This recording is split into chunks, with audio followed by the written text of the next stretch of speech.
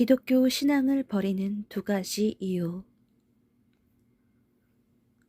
전 세계적으로 코로나에서 예배를 통제받은 이후 80% 정도 회복되었다고 합니다.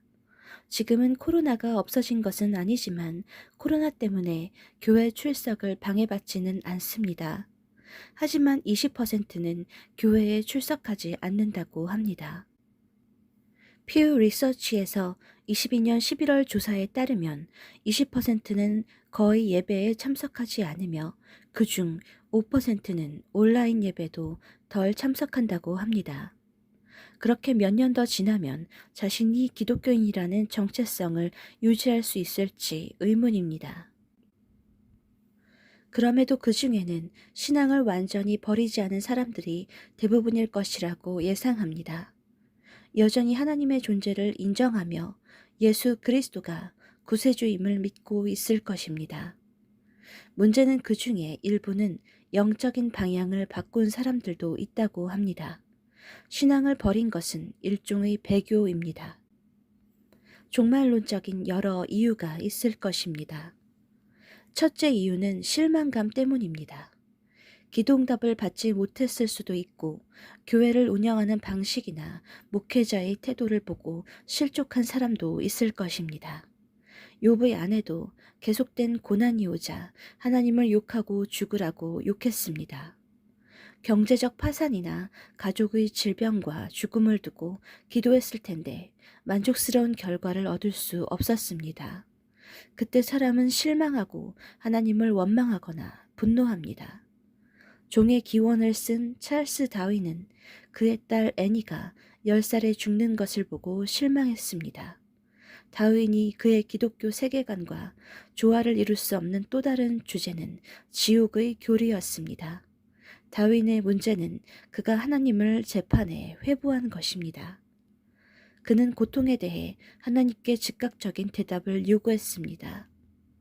자신을 하나님 위에 올려놓고 재판관, 배심원, 검사, 사형 집행인이 되었고 하나님이 그가 원하는 대답을 주지 않자 신앙을 떠났습니다. CNN을 설립한 테드 터너는 그의 여동생인 메리 진이 희귀한 형태의 낭창 합병증으로 5년 동안 죽어가는 것을 보고 믿음을 잃었습니다. 그녀가 무엇을 잘못했나요? 그것은 너무 불공평해 보였습니다. 그리고 저는 어떤 대답도 얻을 수 없었습니다. 기독교는 그것에 대한 어떤 대답도 줄 수 없었습니다. 터너가 24살이었을 때 그의 아버지는 스스로 목숨을 끊었습니다. 기독교는 패자를 위한 종교라며 기독교를 반대하는 그의 강한 입장에도 불구하고 그는 자신이 무신론자라기보다 불가지론자라고 말합니다. 그는 십계명을 구식이라 여겨 수정했습니다.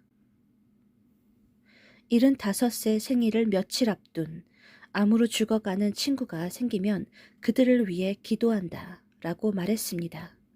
누구에게 기도하는지 물었습니다. 그는 누구든 듣고 있는 신이라고 말했습니다.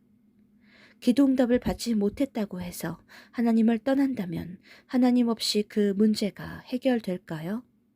그렇지는 않을 것입니다. 불공정한 문제는 여전히 남아있지만 하나님께 더 이상 기도하지 않으니 원망할 대상이 없어졌습니다. 분노의 대상이 없어진 것입니다. 반면 무신론들은 하나님은 없다는 의식이 너무 강해 하나님의 존재를 믿는 자들을 증오하기까지 합니다. 그들의 주장대로 이기적인 유전자만 남습니다. 분노는 하나님이 존재한다는 것이 분명해질 때도 생깁니다. 요한계시록에서 분노하는 이들이 그런 상태입니다. 고통은 관점의 문제입니다. 하나님의 손이 우리의 고통과 멀리 떨어져 있는 것처럼 보일 때 우리는 분노합니다. 하지만 모든 사람이 항상 그렇게 반응하지 않습니다. 욥과 아내의 반응은 다릅니다. 롯과 아내의 반응은 다릅니다. 반면에 노아와 아내의 반응은 같았습니다. 비록 고통이 오더라도 의미를 탐구하며 신앙을 유지하는 사람이 있고 단순히 분노하는 사람이 있습니다. 내가 원하는 것을 얻지 못하면 사람은 실망하고 분노합니다. 물론 그들의 고통이나 아픔이 쉽게 극복되거나 이해될 수 있는 수준이라는 말은 아닙니다. 무의미하고 목적도 없고 선악도 없으며 우연만 존재하는 것은 무신론자, 불가지론자, 그리고 범신론자들을 위한 단어입니다. 특별한 의미나 지켜야 할 계명도 없으며 선과 악에 대해 무관심해도 좋기 때문입니다. 교회에 대한 실망감, 기독교인에 대한 실망감도 따지고 보면 본질에 집중하지 않기 때문입니다. 언론들이 편향적으로 보도하는 기사에도 영향을 받기도 합니다. 마침 확고한 신앙도 없었던 터라 종교에 무관심해집니다. 한 기독교 변증가는 기독교에 도전하는 수많은 질문들 중에 그를 가장 괴롭혔던 질문은 힌두교 친구가 던진 질문이라고 말합니다. 만약 당신이 말하는 기독교가 정말 초자연적이라면 왜 내가 아는 많은 기독교인들의 삶에서 변화가 없는 것일까요? 그러나 이 문제는 예수님도 그를 믿는다는 신자들에게 던진 질문이었습니다. 질문자에게도 오류가 있습니다. 기독교인만 특별히 달라야 한다는 기준을 두었습니다. 힌두교인이나 무슬림이나 불교인은 그들의 삶이 변화되었습니까? 기독교인보다 더 도덕적입니까? 하지만 이들 종교는 이 문제로 비난받거나 종교를 버리지 않습니다. 또한 그들이 실망했다고 생각했을 때 그들이 믿은 대상은 하나님인지 신자인지 창조주 하나님을 믿은 것인지 사람을 믿었던 것인지 자문해야 할 것입니다. 두 번째 이유는 성경적인 선악과 도덕법의 혐오감을 드러내는 기류입니다. 모든 시대에는 특정한 어젠다가 대중을 휩쓸고 지나가며 사람을 타락시켰습니다. 현대에 이르러 악이 대거 풀려났고 더 빠르게 확산되었습니다. 진화론, 계몽주의, 사회주의, 무신론, 음녀의 세상주의가 이 시대에 작동합니다. 현대 기류 중 하나는 기독교의 도덕성이 그들의 자유를 방해한다고 생각하는 것입니다. 기독교를 억압적인 것으로 여기며 기독교의 도덕적 기준을 떠나 성적 자유와 취향을 쫓아갑니다. 종교를 갖거나 신앙이 좋아지기 어려운 사람들이 있습니다. 요한계시록의 7 유형의 사람들이 그들입니다. 권력을 가진 왕들, 성공한 상인들, 장군들, 부자들, 강한 자들, 종들, 자유인입니다. 체코 공화국은 무종교와 무신론의 비율이 높습니다. 체코의 무종교 비율은 무려 78.4%에 달합니다. 공식적으로는 북한의 71.3%보다 더 높은 수치입니다. 기독교의 역사를 가진 유럽의 대부분 국가들의 종교율은 높은 편이지만 체코는 19세기 자유사상의 영향을 받았고 공산주의 통치 기간에도 추가적인 무종교화가 발전했습니다. 체코인들의 자유사상은 특히 스펜서와 계몽주의의 영향을 받았습니다. 특히 반종교 사상은 진보운동에 의해 채택되었고 추진되었으며 반종교법이 통과된 후 체코의 일부가 되었습니다. 그 후 체코가 소련의 영향권에 들면서 마르크스주의의 무신론으로 기울었습니다. 하나님과 지켜야 할 도덕법이 사라지면 해방감을 느낄 것입니다. 그러나 창조주로부터 받은 내재된 도덕률까지 사라지는 것은 아닙니다.